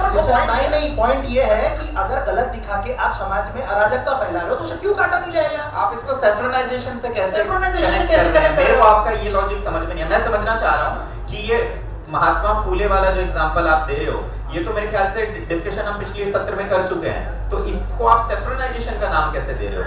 देखिए, जो सर्टेन पॉलिटिकल पार्टी का एजेंडा है, दे वांट टू शो कि हिंदूज जो थे वो सब यूनाइटेड थे, उनके बीच में कोई ज्यादा मतभेद थे नहीं, मुसलमानों ने आके सब कुछ खराब किया। लेकिन ये तो हम नहीं कह रहे, ये हम भी नहीं कह रहे। हम ये कह रहे हैं कि जो राजा, आपने जैसे अभी लेफ्टिस्टों का क्लेम देके बताया ना, हाँ। मैं भी आपके राइटिस्टों का क्लेम देके बताओ ना, निकलो ना आप। मैं उसी के लिए तो रुका हूँ लफ्ज़ जी। आप उड़ाओ तो, उठाओ तो सवाल, उठाओ तो कि राइटिस्ट ने क्या बिगाड़ा है वो बताओ बस। चलो तो रुका उसी के, मैं रुका हूँ। जैसे क्लेम बीइंग इज दैट जो पूरा स्टोरी ये है कि जो ब्राह्मणों ने शोषण तो किया था, बट आधे ब्राह्मण ऐसे भी थे जिन्होंने हेल्प किया। बट देखिए, जैसे दयानंद सरस्वती जी खुद थे, हाँ, उन्होंने दलितों का हेल्प इसलिए नहीं किया था क्योंकि वो ब्राह्मण थे, उन्होंने इसलिए किया था क्योंकि they saw each other as fellow human, मानवता के बेसिस पे किया था। लेकिन जो शोषण हुआ था वो मानवता के बेसिस पे नहीं हुआ था, वो जात के बेसिस पे हुआ था। तो ये जाति का जो हिस्ट्री है, इसको एक तरीके से छिपाया गया है इन आवर ओन हिस्ट्री में, उसको प्रेजेंट किया गया है।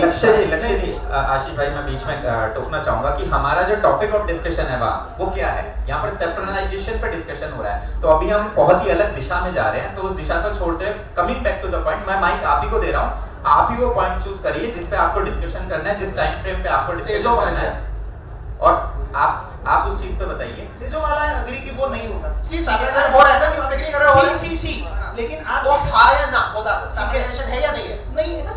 अरे उसका और रिसर्च पेपर आने का है ना, आपने रिसर्च किया है कि तेजोमाला पे पूरा का पूरा?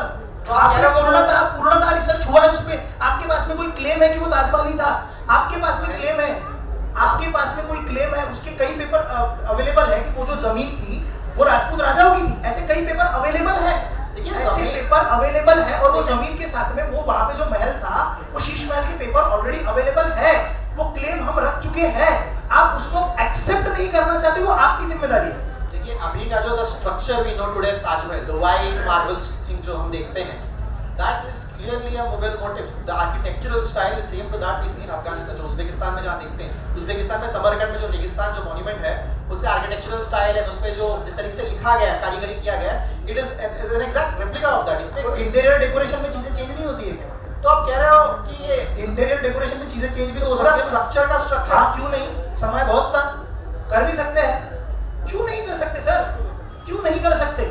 आप एक काम करिए ना, आप यहीं पे कुतुब मीनार है ना, कुतुब मीनार में मेरे साथ में चलिए। नहीं, कुतुब मीनार का तो मैं आई एग्री विद। हाँ, कुतुब मीनार के देखिए, बाजू अगर में आप एक मंदिर है ना। एग्जाम्पल को एग्री कर रहे हैं तो उसको पूरा का पूरा चेंज कर दिया गया और एक समय इस चीज पे तो सब एग्री करेंगे, एक समय तक ये बोला जाता था कि ये मुगल्स ने बनाया, लेकिन उसमें ऐसी कुछ चीजें बच गई थी जैसे गणेश मूर्ति हो या जो बेस हो, तो उसके बाद कहीं ना कहीं सच को मैंने खुद हिस्ट्री बुक में पढ़ा है कि उसमें हो सकता है अगर ये क्लेम आ रहा है तो देयर इज अ पॉसिबिलिटी। इस चीज में मैं आपसे एग्री करूंगा and I am being unbiased here. आप इस चीज में प्लीज मुझे मत बोलना। मैं आपको सिर्फ ये बताना चाह रहा हूं, इसी संचालन को करने के लिए बहुत बड़े-बड़े मुझसे ज्ञानी बैठे थे, लेकिन ये मौका मुझे सिर्फ इसलिए मिला है, मैं आर्य समाज का भी नहीं हूं, सिर्फ इसलिए क्योंकि मैं एक होस्ट हूं और मैं अपना पॉडकास्ट चलाता हूं और मैं सनातन से इतना ज्यादा कनेक्टेड हूं, मेरी नॉलेज इतनी ज्यादा नहीं है। बहुत अच्छी बात है। Anyways, सेकंड अब आप क्लेम बताइए। आपने ये भी दिया था, आपके पेज पे भी आपने एक क्लेम दिया था, तो आप एटलीस्ट उसके लिए तो कौन सा क्लेम? कि Shivaji Maharaj was I don't want to argue on that. That's not my. Why but you have claimed it on Instagram. भाई इसका क्लेम किया Instagram के बाद Instagram ये कई और you चीजें haven't even changed it even that see what you did that इनका claim क्या था? हाँ, इसका claim ये था नहीं I don't want to do this off topic है, off topic है। वो ऑफ टॉपिक है। नहीं ऑफ टॉपिक क्या वो saffronization से एग्जैक्टली related? एग्जैक्टली आप सैफ्रोनाइजेशन ऑफ हिस्ट्री देखिए, जो चीज मैंने बोला ही नहीं उस पे डिबेट करने क्या मिलेगा, ये बात मुझे समझ तो नहीं आ आपका ऐसा रहेगा कि आप यहीं पे जो बोलोगे उसी पे डिबेट होगा। डिबेट तो उस पे होता है ना भाई। तो आप बोलोगे बचपन में तुमने ये बोला, उस पे मैं अभी ला रहा हूं, क्या बात तो है? एक सेकंड पोस्ट तो हटी नहीं है कौन सी post? कि जिसमें शिवाजी महाराज को आपने नॉन रिलीजियस बोला है या Non-religious तो नहीं बोला। सेक्युलर बोला है ना, लेकिन सेक्युलर में तो नहीं बोला। आपने ये बोला ना कि उनके इसमें मुसलमान भी थे कुछ एक तो और उन्होंने कभी कोई मस्जिद भी नहीं तोड़ी, ये तो क्लेम किया है ना आपने। नहीं, मस्जिद वाला है उसमें दिखाऊं मैं यार देखो, मैं स्टडी करके आया हूं। और अभी चलो जनाब आशीष जी लक्ष्य भाई मैं आप ही की तरफ से रखता हूँ। हो सकता है कि पास्ट में इन्होंने कुछ इस तरीके की कंटेंट बनाया और रील बनाई हो जिसमें एविडेंस इधर के उधर थे, इन्होंने गलत इंफॉर्मेशन दे दी हो, तो अगर ऐसा हुआ है तो प्लीज मैं भी आपसे ये रिक्वेस्ट करूंगा। Debate is on what we are discussing right now on the topic. Yes. आपको कि आपने एक साल पहले कुछ पोस्ट जो किया, बात उसको मैंने बोल दी कि उसके पेपर्स अवेलेबल है, ये बोल रहे हैं कि तेजो महल के पेपर्स अवेलेबल मिल चुके हैं उसके। अभी जैसे आप कॉमन सेंस के लिए पेपर क्या होता है मुझे समझ नहीं आता। क्यों कम भाई? तो आप मुझे बताओ, ये आपका घर है, आप 7-12 से ही देखोगे ना, बिल्कुल आपका घर है, उसके पेपर ही रहेंगे ना। तो जस्ट बिकॉज वो अभी लिख दिया गया अलग तरीके से तो ऐसे तो नहीं होगा ना, क्यों नहीं है?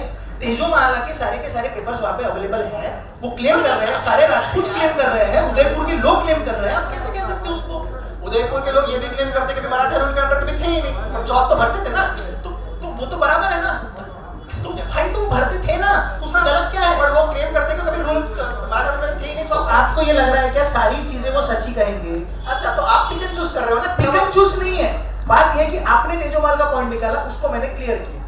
आप कुछ जो लोग पॉइंट ये नहीं करते हैं कि वो हाँ देखिए हाँ, तो भाई कुछ पॉइंट भी ऑफ कर डिस्कशन सकता में है। निकल के आया कि वो बोल रहे हैं कि उसको लेके प्रूफ है, और ये थोड़ा सा लॉजिकल भी है कि अगर मेरे को प्रूव करना है ये घर मेरा है उस वाले पॉइंट से कि यार उसके मैं पेपर्स ही दिखा सकता हूँ, इससे ज्यादा तो मैं क्या करूंगा। years of construction and everything of that, right?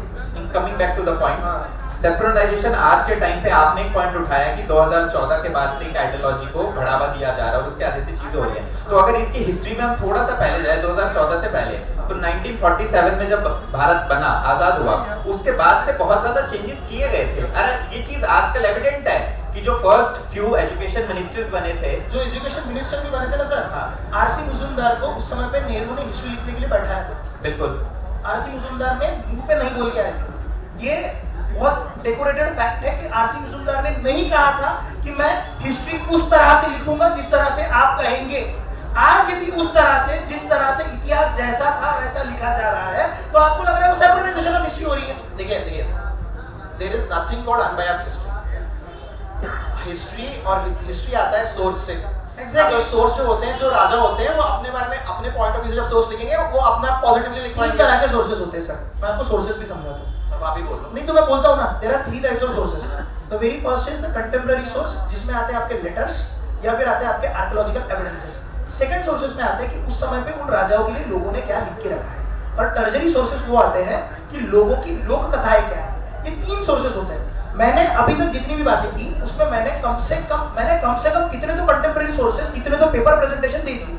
एक भी आपका पेपर में आया, एक भी आपने चीज नहीं की सर। पेपर प्रेजेंटेशन ऐसा चीज है, वो पेपर बोलेंगे पता नहीं किसको याद, कितने लोगों को याद आएगा, कितने लोगों को चेक करेंगे सर इस तरह से तो आप यही कहोगे ये पेपर है मैं मानता ही नहीं, ये पेपर है मैं मानता ही नहीं, ये पेपर है मैं मानता ही नहीं, फिर क्या होगा सर? आप पेपर को मानने से मना पेपर कर से मानने से रहे हैं मना और आप कर रहे हो। एक्सपेक्ट कर रहे हैं कि आपकी जब आप बात देखिए मान जैसे लें। फॉर एग्जांपल जो आर्यन माइग्रेशन हाइपोथेसिस है, अब आप देखो हिस्ट्री में लेके जा रहे हो, फिर आप मुझे मत बोलना कि मैंने टॉपिक एग्जांपल उसके जितने मैंने रिसर्च में देखा है, there are evidences from all sides from all kind of आप थिंकर्स। स्पेसिफिक बात करना, ये Specific ऑल बात करके करना। बात मैं कर देना तो recent- थोड़ा सा मैं रिसेंट जेनेटिक जो कुछ भी वहां पे रिसर्च हुई है, वसंत शिंदे का पेपर है, 2017 का रिसर्च है।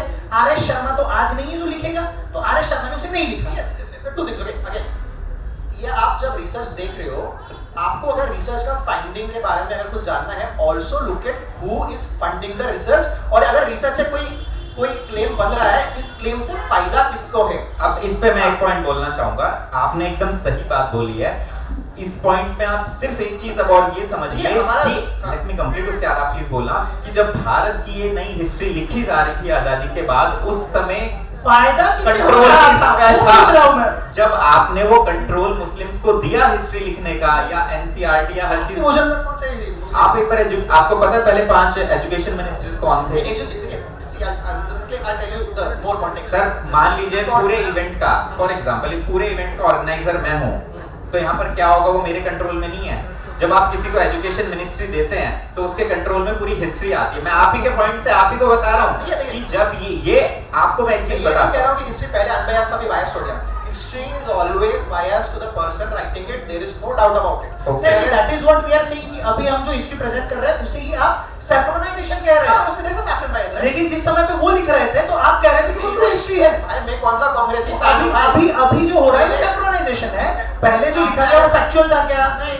तो अभी जो लिख रहा है वो सैफ्रोनाइजेशन कैसे हुआ? वो भी गलत है, ये भी गलत है। तो फिर आप बताइए, आप तो हिस्ट्री सही पढ़ रहे क्या है? तो सही क्या है? तो सही क्या है? सही क्या है? तो सही क्या है? ठीक है, फॉर एग्जांपल जैसे मैं बताता हूँ, आपने जैसे मेरे शिवाजी का पोस्ट पहले देख के बताया हाँ। कि आपने उस पे आपने गलत लिखा है। हाँ। मैंने कितने पोस्ट गांधी को गलत करते हुए बनाए हैं, बहुत बिल्कुल। सारे मेरे मैं ऐसे agree लोग हैं करता ना। हूँ। मैं एग्री करता हूँ। हाँ, और उस आप तो इट्स नॉट लाइक मैं कोई कांग्रेस ये हूँ और मैंने कोई कांग्रेस पार्टी का कुछ ठीक है ना, मैं मानता हूँ। हाँ। मैं उसे मान रहा हूँ। See, मेरा पॉइंट ये है ना, देखिए इस देश के बनने में हिंदुओं का भी योगदान है, बौद्धों का भी योगदान है, मुसलमानों का भी योगदान है। मुसलमानों का तो नहीं। एक सेकंड सर प्लीज ठीक प्लीज सर, मन ठीक से है। चलाते हैं। अच्छा, मुसलमानों का योगदान है, इसमें कोई एक पॉइंट बता दीजिए औरंगजेब या मुगलों से रिलेटेड एक पॉइंट बता दीजिए, फिर मैं उस पर रिबटल देता I'm हूँ। talking about independence movement, right? योगदान मतलब it's that way. सर देखिए मैं एक चीज बताता हूँ जैसे आपको, for example, आप our पता क्या capital पॉइंट is रख रहे हो? Delhi.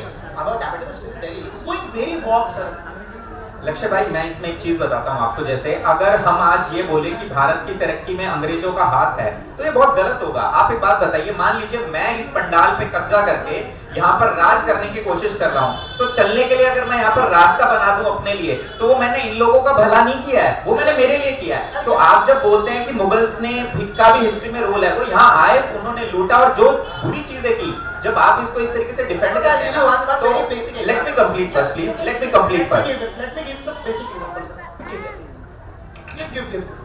1857 में रिबेलियन हुआ था, जो सिपाही म्यूटिनी हुआ था, तो वो सिपाही किसके पास गए थे कि सर हमारा आपका लीडर बनिए? और बहादुर शाह जफर, अगर वो मुगलों को इतना ही बुरा मानते थे तो वो लास्ट लिविंग मुगल सुल्तान के पास जाके एक क्यों छोटा बोले सा कि आप लीडर बन अनाउंसमेंट जाइए? है आप दोनों से कि अभी हमारे मंच पर कृतेश जी इसको अनाउंस करेंगे कि 5 मिनट के लिए हम स्वागत करना चाहेंगे जी।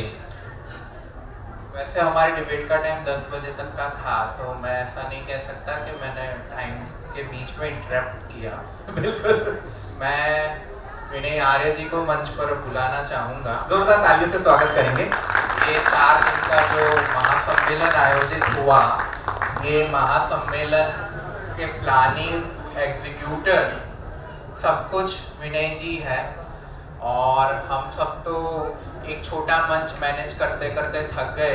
विनय जी ऐसे अनेक मंचों को मैनेज कर रहे थे। ये विनय जी, अरे ना मैं उनके लिए चेयर दे देता हूँ।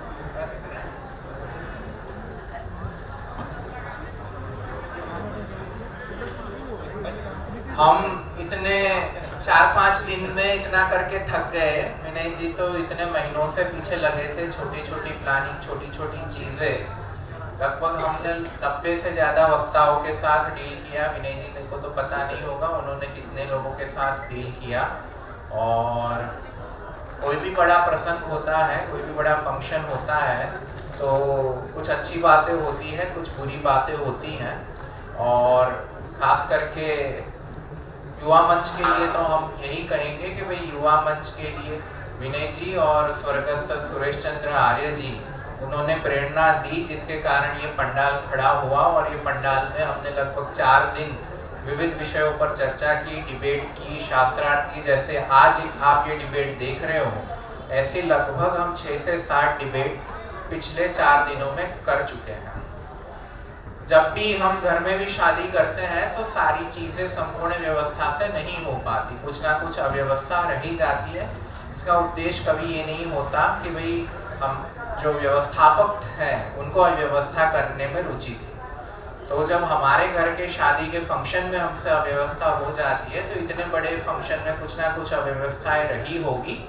लेकिन मैं फिर से कहता हूँ, मैंने सुबह भी कहा था, फिर से कहता हूँ, आप यहाँ से कहीं पर भी बाहर जाओ तो हमेशा यही कहना कि आर्य समाज ने बहुत अच्छा कार्यक्रम किया, उसकी व्यवस्थाएं बहुत अच्छी थी। सबको ये कहना कुछ गलत है, कुछ गलत हुआ है तो हम उसके जिम्मेदार मैं हूँ, संस्था नहीं है। और हमको आप पर्सनली आकर कहना कि आपने ये खराब किया, वो खराब किया, हम उसका सुधार करेंगे, अवश्य करेंगे। आर्य समाज मेरी माँ है, उसके विरुद्ध मैं कुछ गलत नहीं सुन सकता हूँ। जो दोष है, दोष व्यक्तियों के होंगे, दोष संस्था के नहीं है, संस्था चलाने वालों के होंगे। मैं तो संस्था से मतलब औपचारिक रूप से जुड़ा भी नहीं, फिर भी संस्था ने हमको इतना सहयोग दिया, सपोर्ट किया, तो मैं विनय जी का हार्दिक धन्यवाद करता हूँ। और पहले मैं विनय जी से आग्रह करूँगा कि वो हमें थोड़ा 10-15 मिनट मार्गदर्शन दीजिए। जी विनय जी।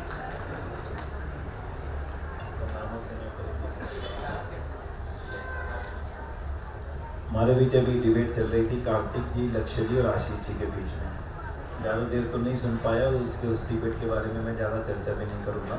अननेसेसरी में किसी विषय में तब प्रवेश करना चाहिए कि उसको पूरा समझ लिया जाए। लेकिन अच्छा ये था कि एक युवा वर्ग देश के उस हिस्से की चर्चा कर रहा है जिस हिस्से की चर्चा नौजवानों में जानी चाहिए और उसको सोचने का अवसर मिलना चाहिए, सही क्या है, गलत क्या है। अगर इन चीज़ों की चर्चा ही समाप्त हो जाए तो सही और गलत का फैसला युवा करेगा कैसे। इसलिए इसके लिए आप तीनों साथियों को बहुत बहुत धन्यवाद, बहुत बहुत आभार। और अभी जो कृतेश जी ने जो बात कही है, पहले मैं औपचारिक आभार कर दूँ भाई कृतेश जी का और मोहित गौड़ जी का। इन दोनों साथियों ने मिलकर जो योजना बनाई, पहली बार आर्य समाज में ऐसा हुआ होगा कि एक सम्मेलन में 20 सम्मेलन चल रहे हो जगह जगह, और उसका लाभ हुआ। आपकी रुचि इंग्लिश पढ़ने की तो इंग्लिश की क्लास में जाइए, आपकी रुचि मैथ्स पढ़ने की तो मैथ्स की क्लास में जाइए, आपकी रुचि संस्कृत पढ़ने की तो संस्कृत क्लास में जाइए। अगर एक ही क्लास में सारे विद्यार्थियों को बैठा दिया जाए तो संस्कृत बोलेगा तो अंग्रेजी वाले को समझ में नहीं आएगा, अंग्रेजी बोलेगा तो मैथ वाले को समझ में नहीं आएगा। इसीलिए लोग जुड़ नहीं पाते।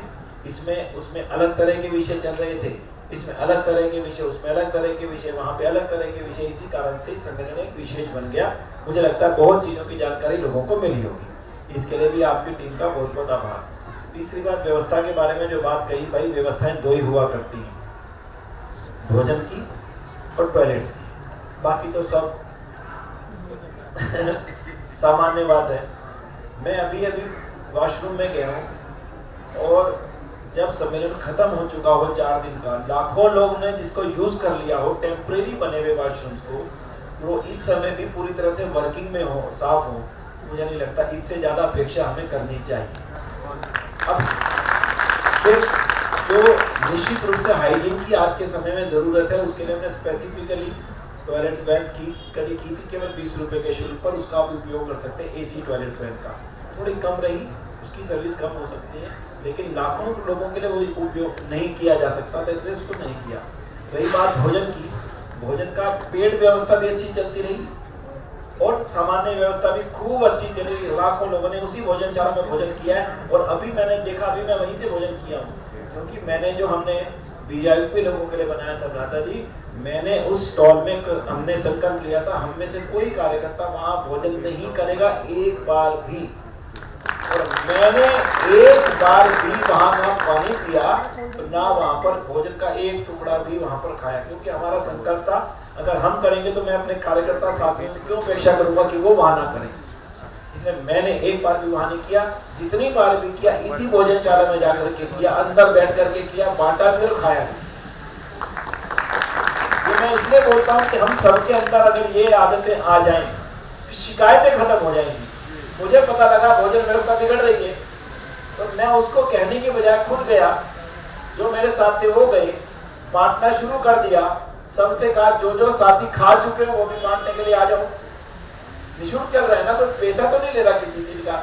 मेरी बात कहने पे 50-60 लोग आए और मेरे साथ खाना बांटने लग गए, तो भोजन जो खाने वाले बांटने लग गए, एकदम से भोजन व्यवस्था एकदम से। जब लाखों लोग छूटेंगे मोदी जी के प्रोग्राम से, 5 घंटे बैठ करके, 5 घंटे तक पसीने में बैठ करके, तो उसके बाद हम कैसे अपेक्षा करेंगे कि भोजनशाला स्मूथ चलेगी। बड़े बड़े होटलों की व्यवस्था ध्वस्त हो जाती है, 4000 रुपए का एक प्लेट का खाना पड़ता है, वो भी अगर 500 लोग इकट्ठे आ जाएं वो भी ध्वस्त हो जाती है। इसलिए कृतेश जी जरा सा भी अपराध बोध मत लेना, जो कुछ हुआ है ये ईश्वर की कृपा से सकुशल हो गया, कोई घटना नहीं, कोई दुर्घटना नहीं घटी, यही हमारी काम, यही हमारी इच्छा, यही परमपिता परमात्मा का आशीर्वाद है। छोटी मोटी जेबें कटी हैं, तो मुझे लगता है कुछ लोग ऐसे आ गए होंगे जिनकी कुछ जरूरतें ज्यादा होंगी, उन्होंने सोचा उनके पास कुछ ज्यादा है, इनसे ले लो भाई।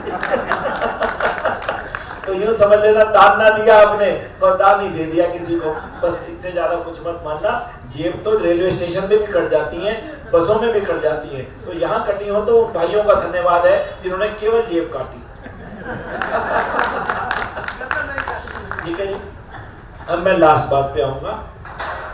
इस सम्मेलन में हमारा कोर इशू एक ही था, और वो कोर इशू था कि हमारे समाज को, हो सकता है मेरी बात से आप डिफरेंशिएट करें, लेकिन मेरा जो इस समय केवल एक कोर इशू है, हिंदू समाज को पूरी तरीके से निसंतान कर देने का एक बहुत बड़ा षड्यंत्र चल रहा है। हम उसको समझ रहे हैं या नहीं समझ रहे, ये हमारी जिम्मेदारी है। मैं आपको एक स्टेप्स बताने जा रहा हूँ।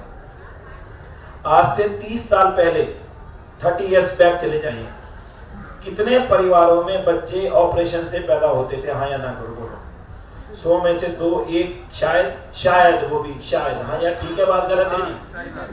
अच्छा, पिछले 15 सालों में या 20 सालों में कितने बच्चे अब ऑपरेशन से पैदा होते हैं? अब सारे सिजेरियन हो रहे हैं, ठीक है, ये बात गलत तो नहीं है। इसका आपको किसी ने अंदाजा लगाया कि ऐसा क्यों हुआ?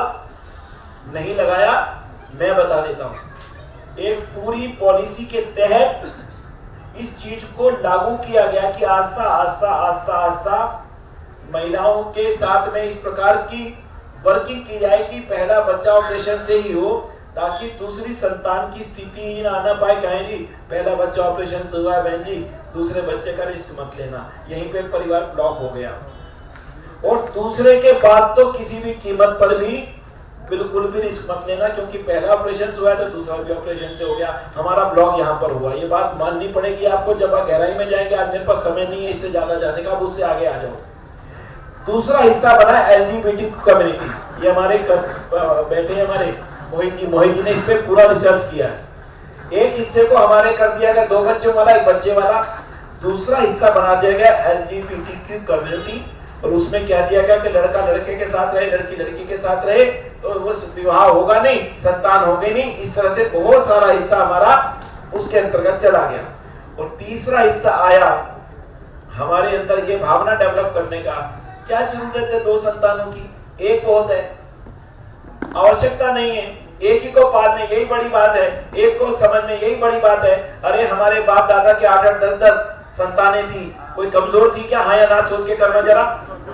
सारे मजबूत थे, 6-6, 7-8 भाई, 3-3, 4-4 बहनें, ये दिखता था परिवार। हमें एक बच्चे पर ला करके खड़ा कर दिया, और आज आदमी स्कूलों की फीस बढ़ा करके बच्चे के दिमाग, माँ बाप के दिमाग में डाल करके, एक बच्चा नहीं पलता, 2 कहां से करेगा, हमें एक बच्चे पर ला करके खड़ा कर दिया।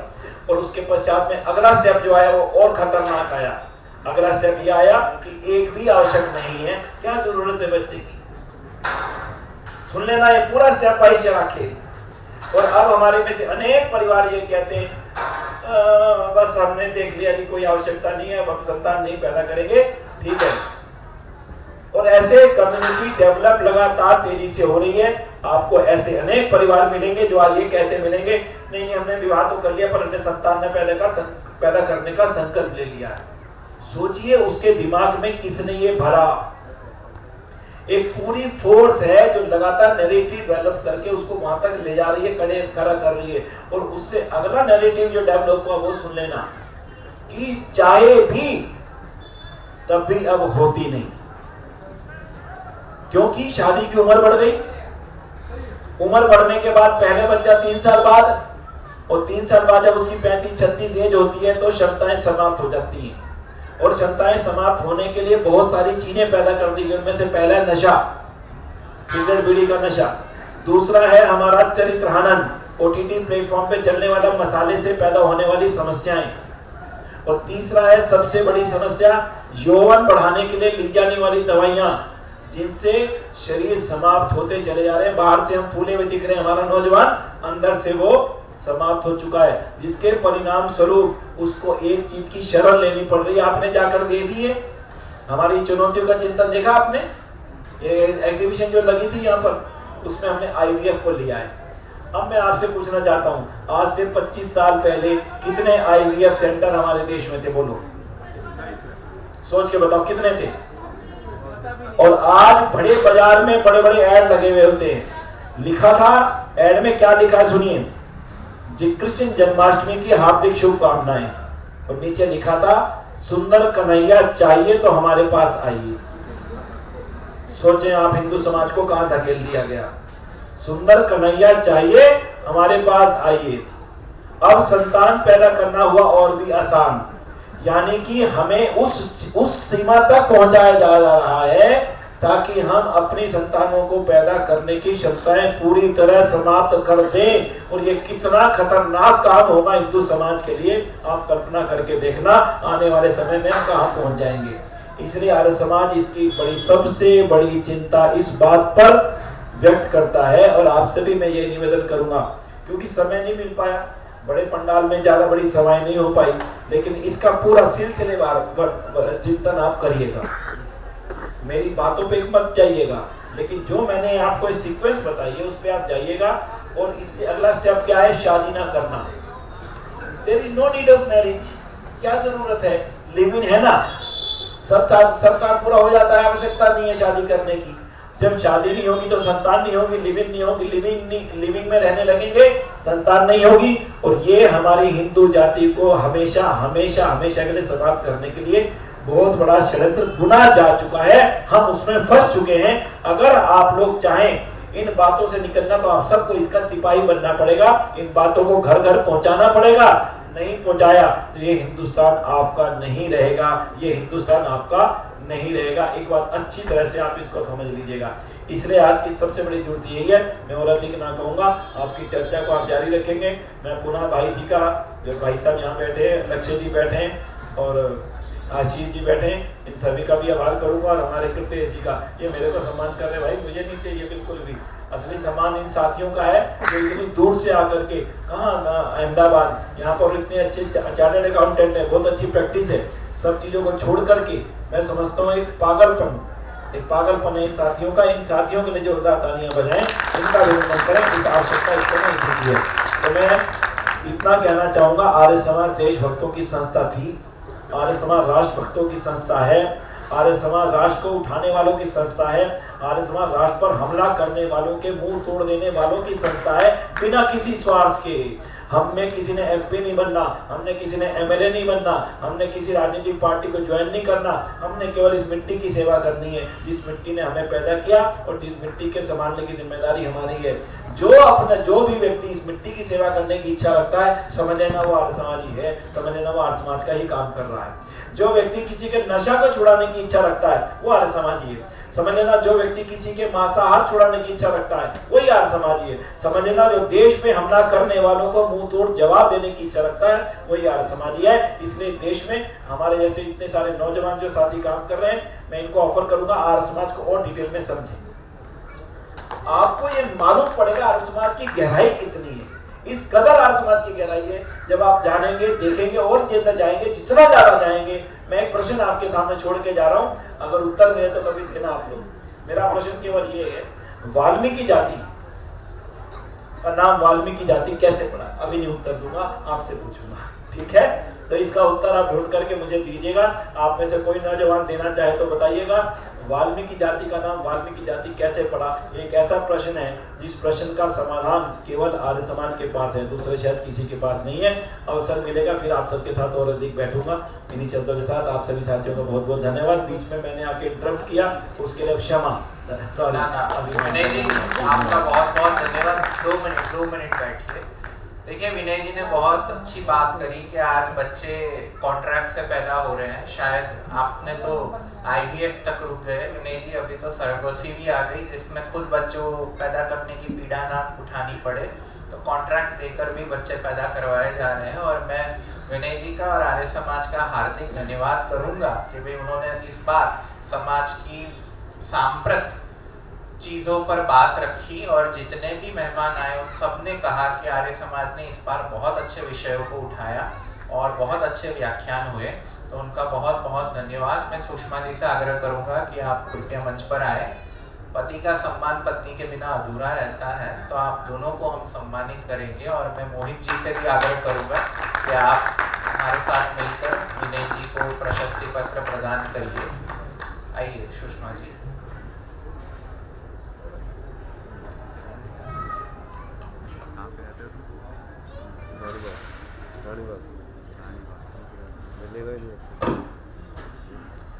बस ये खत्म हो जाए चलते हैं।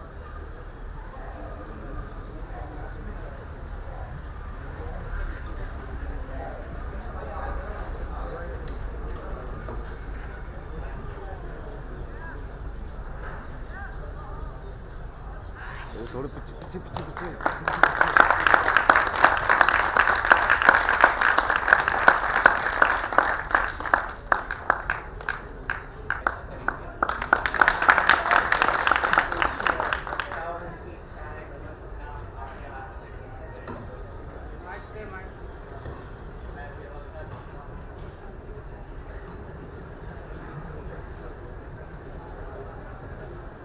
उत्कर्ष सिंह जी, उत्कर्ष सिंह जी, हर्षप्रिया जी आप भी आ जाइए ऊपर।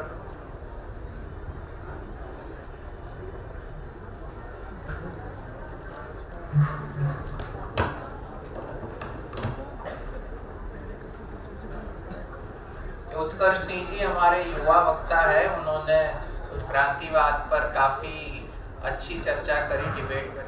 हर्षप्रिया जी, उत्कर्ष आप बीच में आ जाओ, फोटो लेना।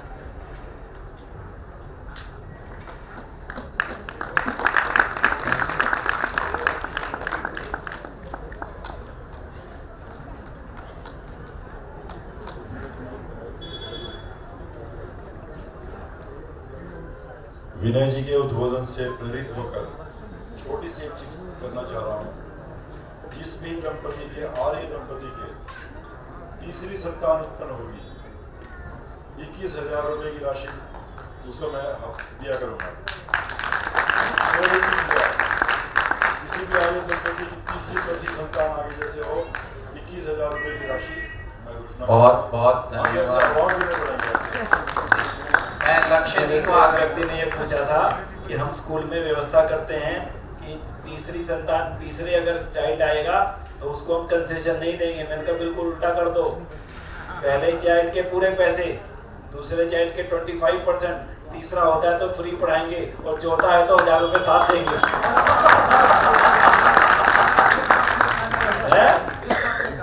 हाँ, मैं ये निवेदन करना चाहूँगा कि पिछले 15 वर्षों से जो हमारी सरकार, भारत सरकार, इन्होंने ग्रामीण एरिया में, हम लोग रूरल एरिया में आते हैं, अर्बन एरिया में, जिनको 2 से अधिक बच्चे हैं वो चुनाव नहीं लड़ सकते।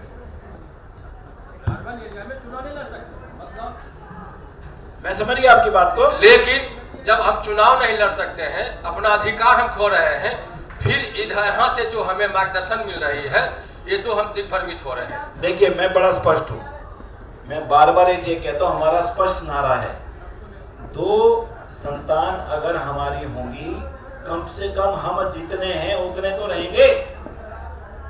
समझे? 2 के नीचे 2 के नीचे 2 के नीचे 2 के नीचे 2। अगर 1 में आंकड़ा आ गया तो हानि, और अगर 0 हो गया तो नाश। कम से कम 2 तो रहो। और चुनाव लड़ने से क्या सारों ने प्रधानमंत्री बनना है? अरे वो चुनाव, उन्होंने चुनाव लड़वाना है। वो 5 पैदा कर रहे हैं, 8 पैदा कर रहे हैं, 15 पैदा कर रहे हैं, उन्होंने चुनाव लड़वाना है। और जिसको लड़वाना है उसके कह देंगे तो 2 ही करिए भाई। लेकिन जिनको चुनाव लड़वाना है उनको तो 15-15 कर रहे हैं, वो कैसे बचोगे आप? सबने चुनाव लड़ना है क्या? मत लड़ना भाई। अगर इस देश को अपना रखना है ना, तो आज आप अच्छी तरह समझ के जाना, जिनकी संतानें होंगी, देश उसका होगा। ये नारा लेके जाना, ये देश केवल उसका होगा जिनकी संतानें होंगी। ये देश केवल उसका होगा जिसकी जमीन होगी। हिंदू समाज अपनी गांव की जमीन बेच करके शहर में 500 गज का घर ले रहा है, और गांव की जमीन खरीद रहा कौन? जिसके 5 हैं। तो बोलो देश किसका रहेगा आने वाले समय में? आपके पास 500 गज, उसके पास में 5 एकड़, उसके पास में 5 बच्चे, आपके पास में 1 बच्चा। ये देश किसका होगा? सोच लो आराम से भाई। आज बहुत कम संख्या में बैठे हैं। मेरी मुसीबत यह है कि मैं बड़े मन से इन बातों को रखना चाहता था, दूसरी बातों में समय बीत गया, बातें नहीं रख पाया। लेकिन जितने आप हो ना, अगर आप भी फैलाना शुरू करोगे, 1 मिनट में ये चीजें दुनिया भर में फैलेंगी। जितने भी बोर्ड यहाँ पर लगे थे, फोटो लेकर के जाना और इन फोटो को फैलाते चले जाना, अपने आप विचार पैदा होगा। और ये जो वीडियोस यहाँ की चलेंगी, ये वीडियोस फैलाते चले जाना। आर्य संदेश टीवी से जुड़े रहना और हमारे चैनल से जुड़े रहना। बहुत चीजें दुनिया में पहुंचेंगी। आर्य समाज ने नई करवट ली है, और ये नई करवट आर्य समाज को नहीं, हिंदू समाज को बहुत मजबूत दौर में ले जाने वाली है। ये बात आप अच्छी तरह से ध्यान रखिएगा। ठीक है, सभी का धन्यवाद जी। लक्ष्य जी आप आइए।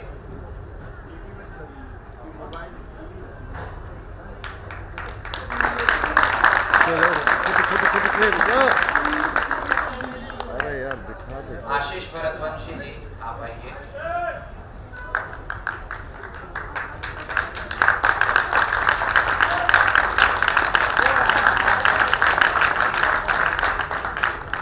आचार्य प्रशांत शर्मा जी आप आइए। उनके बाद डॉक्टर गोविंद मौर्य जी भी पधारिए।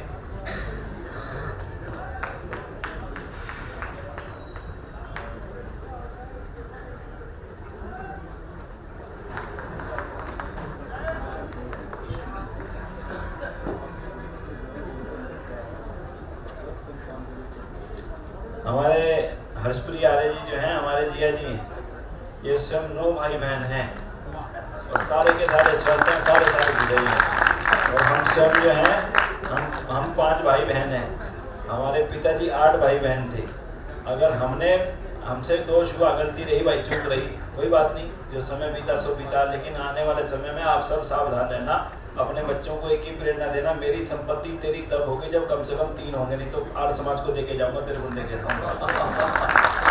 और आर्य समाज ये संपत्ति उन परिवारों पे खर्च करे जिनके 3-3, 4-4 संतान। देखो, देश बचाना होगा तो आपको करना होगा, नहीं तो हमारी हालत जापान जैसी, हमारी हालत इटली जैसी हो जाएगी, वहाँ रशिया जैसी हो जाएगी। ये इसको होने नहीं देना। आज के समय की सबसे बड़ी समस्या एक। डॉक्टर गोविंद मौर्य जी, ये IIT बॉम्बे से फिजिक्स में PhD है, युवा वैज्ञानिक है। उसके बाद कार्तिक यादव जी।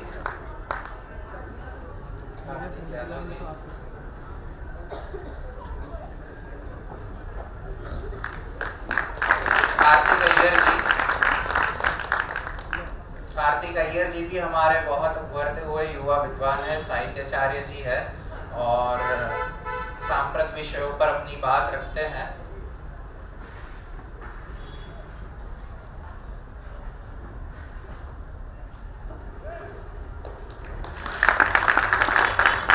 कोई युवा मंच का वक्ता यहाँ उपस्थित हो जो हमारे ध्यान में ना आए, कृपया उत्कर्ष जी आ जाइए।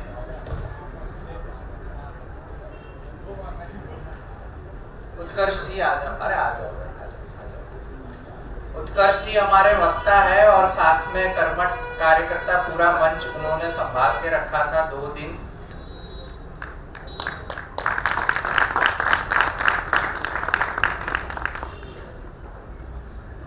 मोहित जी।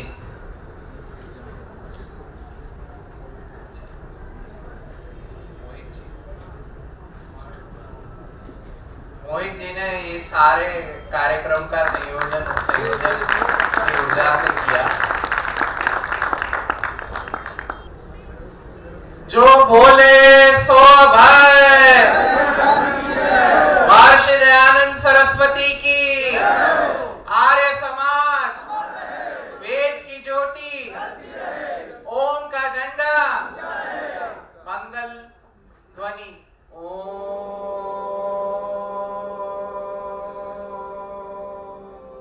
सबको नमस्ते। और विनय जी का बहुत बहुत धन्यवाद और आप सबका धन्यवाद सारी आपकी टीम का है और धन्यवाद सबसे बड़ा तो आप सभी का है जिनके आने से सम्मेलन सफल हुआ। आपका बहुत आभार। मैं केवल अंतिम बात एक बात कहूँगा, आर्य समाज से जुड़े रहना, आर्य समाज को आगे बढ़ाना, जीवन का संकल्प लेना और आर्य समाज आपकी रक्षा करेगा अगर आप आर्य समाज की, जैसे को धर्मो रक्षति रक्षिता, यानी धर्म की जो रक्षा करता है धर्म उसकी रक्षा करता है। तो इसलिए आर्य समाज की जो रक्षा करेगा, मैं समझता हूँ आर्य समाज पूरे हिंदू समाज की रक्षा करेगा, पूरे राष्ट्र की रक्षा करेगा। और ये ध्येय वाक्य सूत्र वाक्य लेकर के जाना। पुनः पुनः आभार, धन्यवाद।